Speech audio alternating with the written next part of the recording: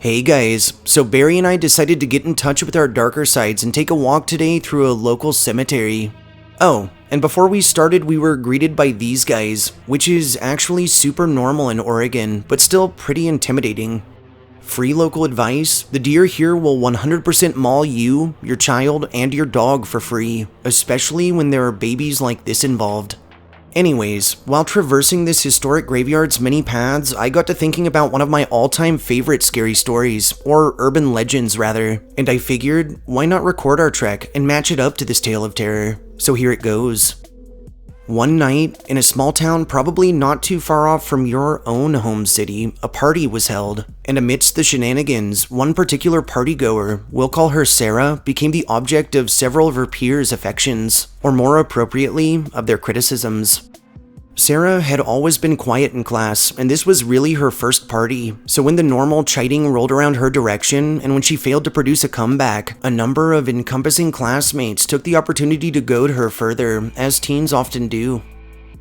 Eventually, they started calling her prude, scared, and weak, and though Sarah knew in her heart that she should probably cut her losses and leave the party before something bad happened, her desire to prove herself and to possibly one day even become popular outweighed her common sense.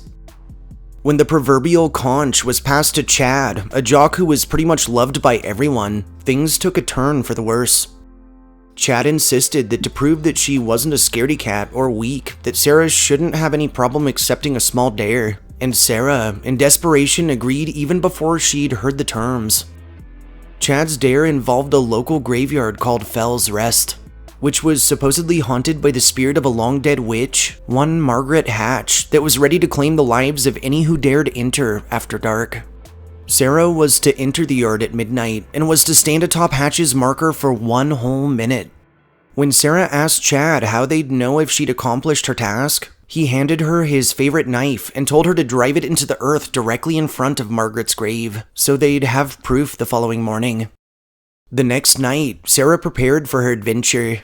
She dressed in her longest, warmest jacket, stuffed Chad's knife into the pocket, and set off for Fell's Rest. On her way to the cemetery, Sarah couldn't help but notice it was a particularly creepy night. Fast-moving clouds blotted out the sky, courtesy of winds that were so strong they nearly blew her off her feet, twice. While on her walk, Sarah was more focused on her surroundings and the elements. Once in front of the Fell's Rest gates, things suddenly became real. The yard was pitch black, and the gates, which were already locked, would have to be jumped for entry. Sarah carefully climbed the barricade and lowered herself over, all the while expecting the ghost of Margaret Hatch herself to swoop her up from behind. But to her relief, her feet touched solid ground safely. Once in the yard, things got even eerier. The wind picked up, and Sarah swore she could hear a hollow howling in the distance. She picked up her pace in the direction of Margaret's grave. Really, she wouldn't even need 60 seconds to get this done, she told herself. Just stab it and go, Sarah. As she approached the grave, her heart was pounding, but even over the infernal beating, she thought she detected something. Was that footsteps? Sarah sprinted the last 10 yards, during which time the wind picked up even further, and the footsteps seemed to close in. Hastily, she plunged the knife through the darkness, through panic itself, and through the earth right at the base of Margaret Hatch's tombstone. Done, she thought to herself in relief. But as Sarah turned to leave, her panic was returned tenfold as she realized she couldn't move. That something had a hold of her from behind. She began screaming and kicking, but her cries were muffled by the torrential gusts enveloping her, and when she glanced back for just a moment, she saw the manifestation of Margaret in all of her horror. A black angel of death, with tattered wings suspending her in air. Sarah tried even harder, but she wasn't going anywhere. She was effectively trapped in place, left to the will of the wicked witch.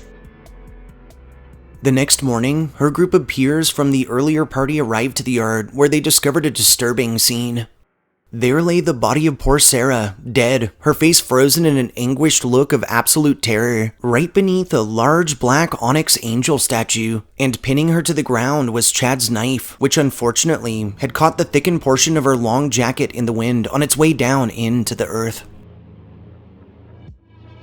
Thanks for joining Barry and I for our walk and retelling of this classic urban legend.